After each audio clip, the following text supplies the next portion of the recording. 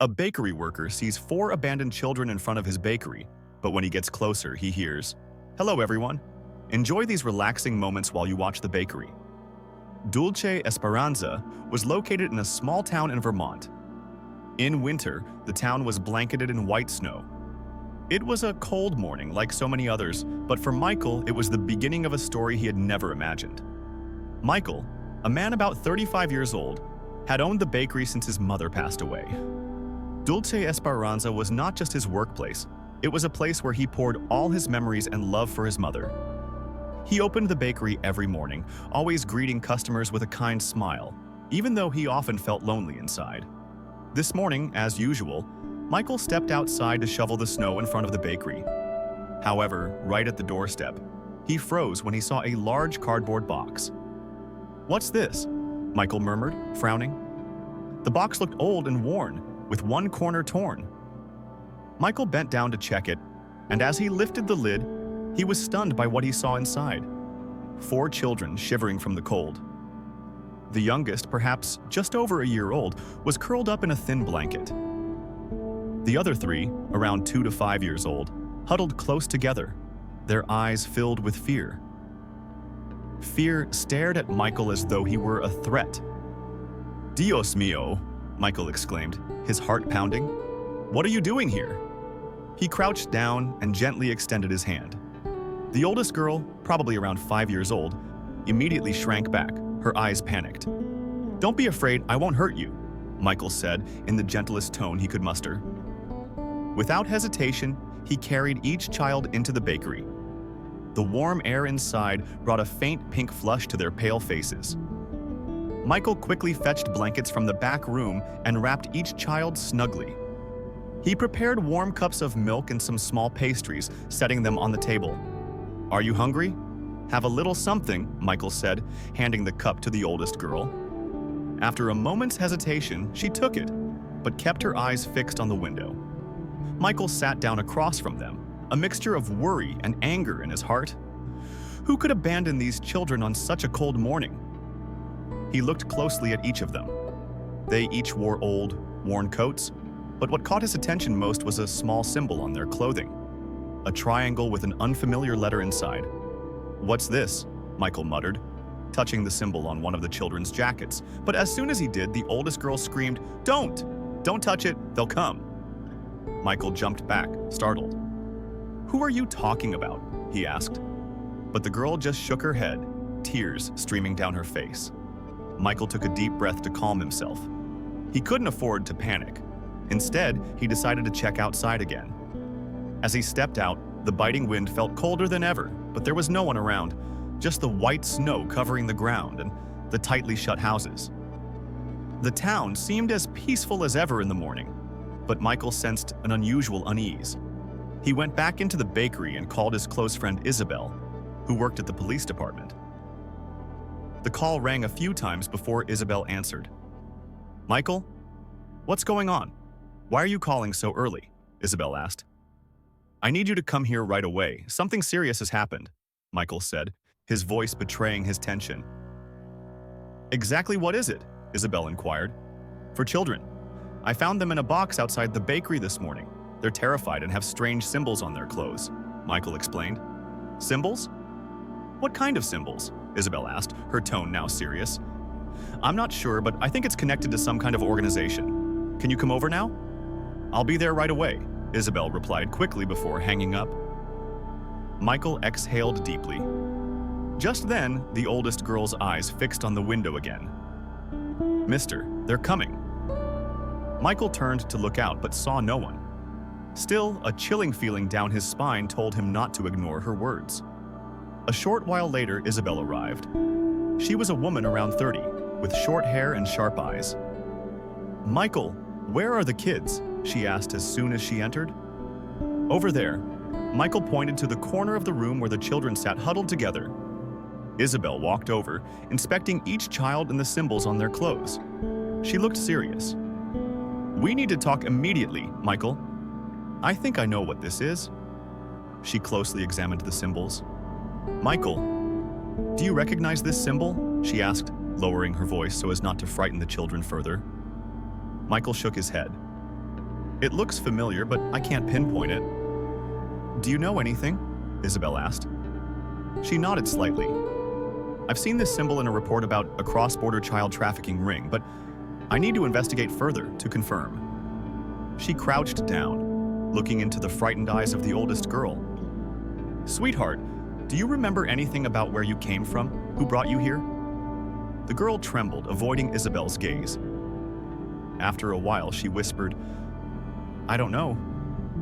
They told us to stay quiet, or else? Her voice broke, tears streaming down her face. Michael knelt beside Isabel, placing a gentle hand on the girl's shoulder. It's okay, sweetheart. No one can hurt you here. I'll protect you. We need to investigate this immediately, Isabel said, standing up and making a call to her colleagues.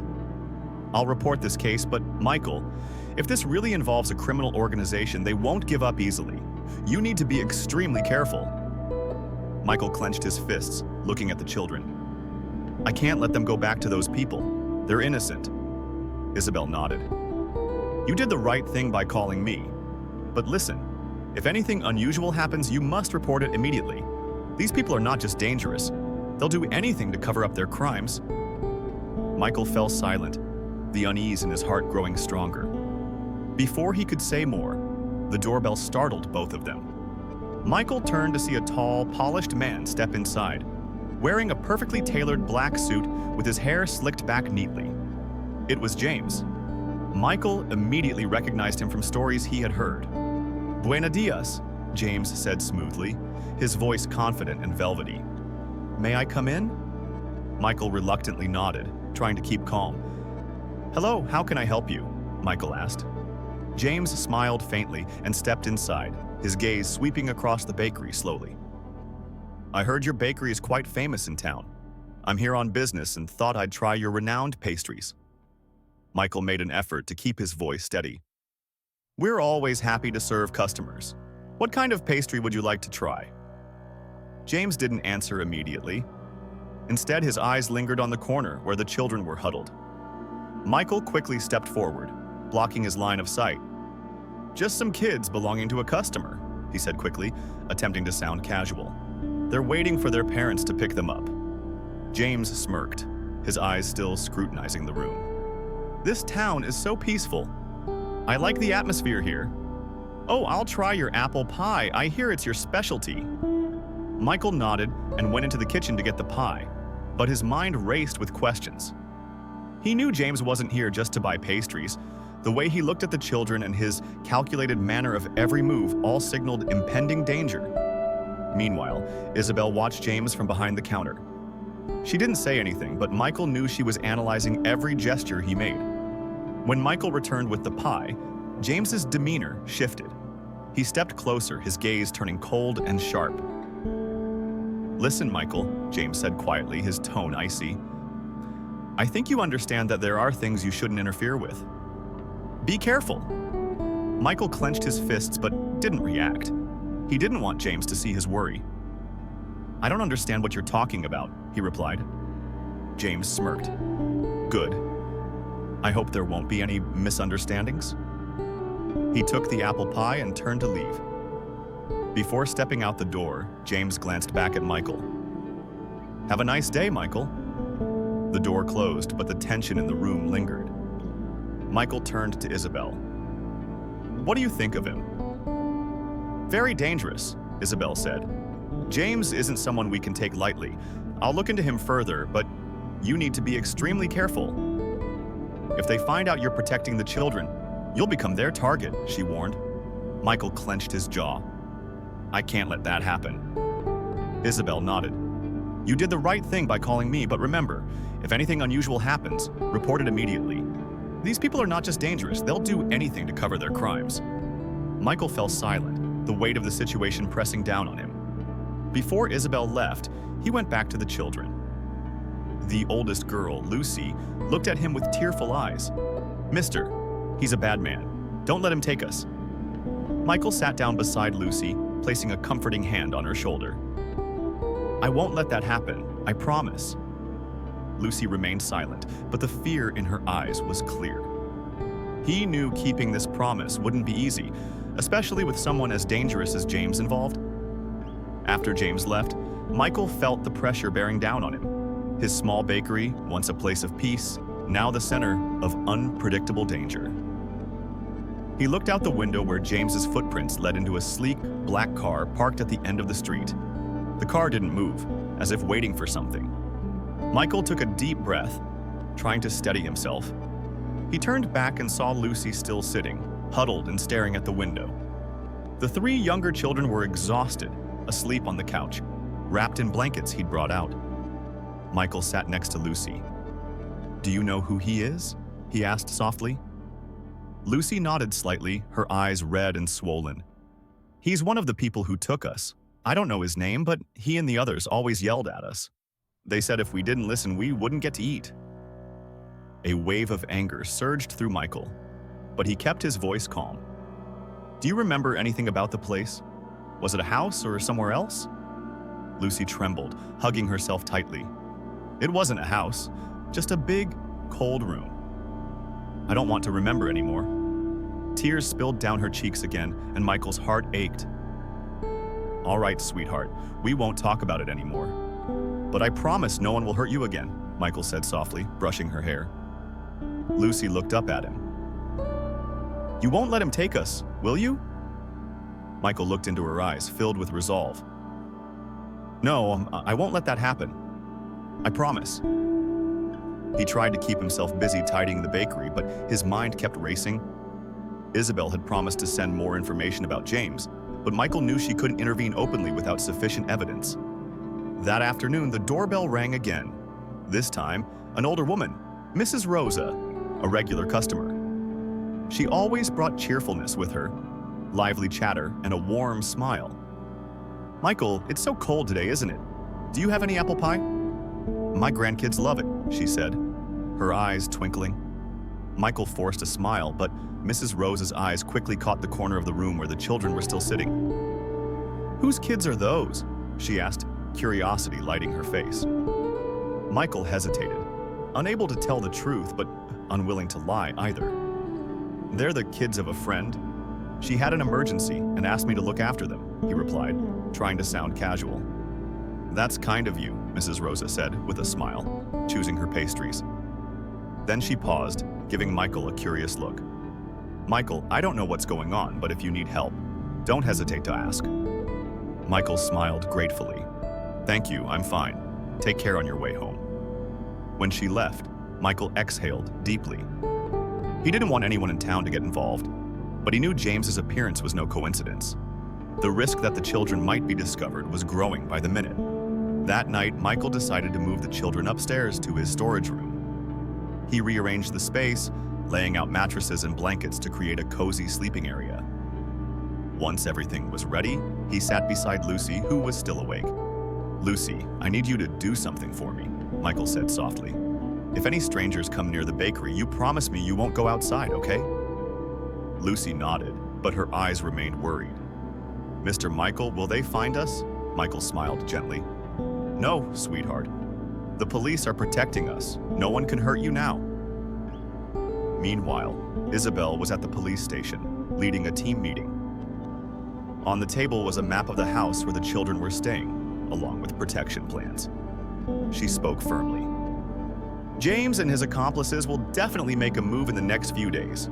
We have enough evidence to arrest him, but our top priority is keeping Michael and the children safe until this is over." A young officer, Manuel, raised his hand. "But how can we be sure he'll show himself? He seems very cautious." "True," Isabel acknowledged. "But he's been cornered. The children are the most critical evidence against him. If he doesn't get them back, he loses everything, so he has no choice." She looked around the room. "Remember, our mission isn't just to arrest James, it's to ensure no one gets hurt, especially Michael and the children." Her team responded in unison, spirits high. That afternoon, the children played happily in the living room, their laughter filling the house. Michael sat beside Lucy, helping her piece together a puzzle. For the first time, Michael saw Lucy smile, a genuine, radiant smile he hadn't seen before. "Mr. Michael, I wish we could stay here forever," Lucy said, hopeful. Michael paused, then smiled softly. I wish that too, Lucy. But we have to face reality. The police will help you find an even safer place to start fresh. Lucy fell silent, deep in thought. Mr. Michael, if I tell you a secret, will you promise to keep it? Of course, sweetheart. I'll never tell anyone unless you want me to, Michael assured her. Lucy took a deep breath. I know where James is hiding. Michael's eyes widened. For a moment, it felt like the world had stopped. Are you sure, Lucy? She nodded. Serious? I remember clearly. It's a big warehouse near a river. I don't know exactly where, but I remember the smell of wood and the sound of running water. That's where he took us from. Michael clenched his fists, feeling a surge of anger. But he quickly composed himself. Thank you for telling me, Lucy. I'll let Isabel know. This could help us. Rescue the other children. Lucy looked at him, trust evident in her eyes. Are you sure? I'm sure, Michael said, his voice filled with determination. When Isabel received the information, she immediately alerted the investigation team. Lucy's tip was the most important lead they had, and Isabel knew they couldn't miss this opportunity. Get the team ready in an hour, she ordered. We'll search every area near the river within a 10-kilometer radius. James won't escape this time. Manuel stepped forward, concern in his voice. But what about Michael and the kids? If we leave them, will they be safe? I'll assign officers to stay behind and protect them, Isabel responded. Michael has done an incredible job, but now it's time for us to act. Late that night, under cover of darkness, Isabel and her team raided the warehouse based on Lucy's tip. Flashlights cut through the damp ground as footsteps echoed softly, drawing closer to their target. Inside, James and his men were preparing to flee, unaware they were surrounded. Team 1 approached the main entrance. Team 2 secured the back. Make sure no one escapes, Isabel ordered via radio. Heavy boots reverberated as police stormed the doors. James jerked in surprise, panic in his eyes. Damn it, we've been found, he shouted, but it was too late. Officers swarmed in, surrounding the area. James Vargas, you're under arrest for child trafficking, Isabel declared, gun aimed. He tried to resist, but police subdued him quickly. His accomplices were also arrested. No one escaped. Search the entire area, Isabel commanded, scanning every dark corner of the warehouse. A voice called from inside. There are children here. Isabel ran toward the sound, her heart sinking at the sight of over a dozen frightened children huddled in a corner. It's okay, children. I'm a police officer, and we're here to get you out, she said softly. The children were led outside, where medical staff waited. Isabel looked at their innocent faces, feeling relief wash over her. They had done it. At the shelter, Michael and Thomas stayed up late, knowing Isabel and her team were on a dangerous mission. Lucy sat beside Michael, clutching his hand tightly. Mr. Michael, do you think Miss Isabel will catch him? Lucy asked, trembling. Michael leaned down, softly patting her head. She's the best. You have to trust her. Just then, Michael's phone vibrated. He quickly answered. Michael? It's Isabel. Her voice was tired but joyful. We've caught James. The children are safe. Michael exhaled, relief flooding him. Thank you, Isabel. Thank you for everything. Lucy looked up, bright-eyed. What did she say? James has been caught, Michael replied, emotion thick in his voice. We don't have to be afraid anymore. The whole house seemed to brighten with hope. The children hugged each other, some crying tears of joy and relief.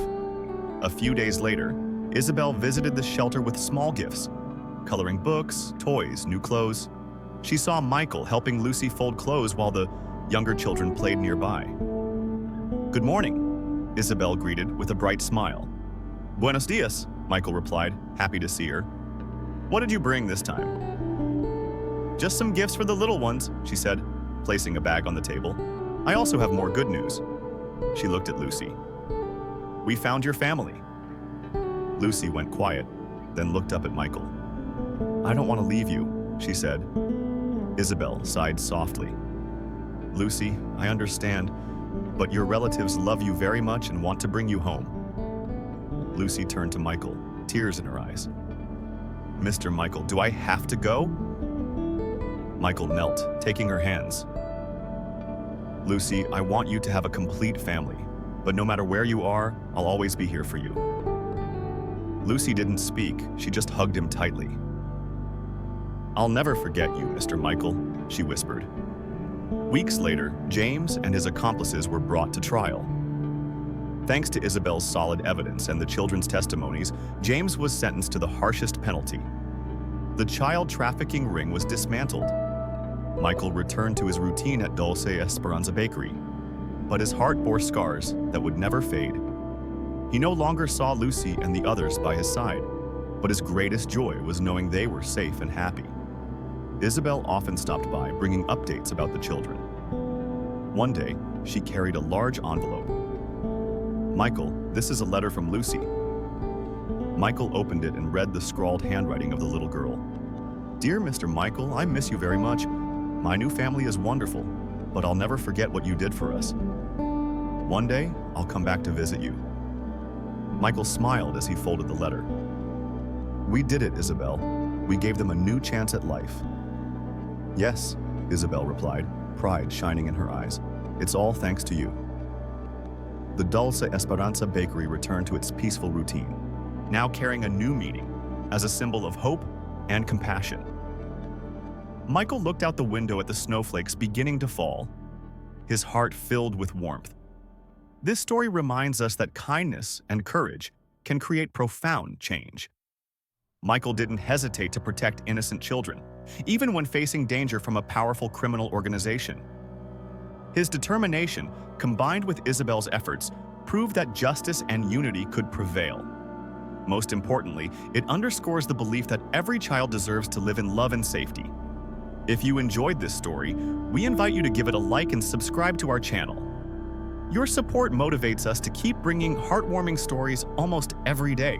We are very grateful for your support. See you soon.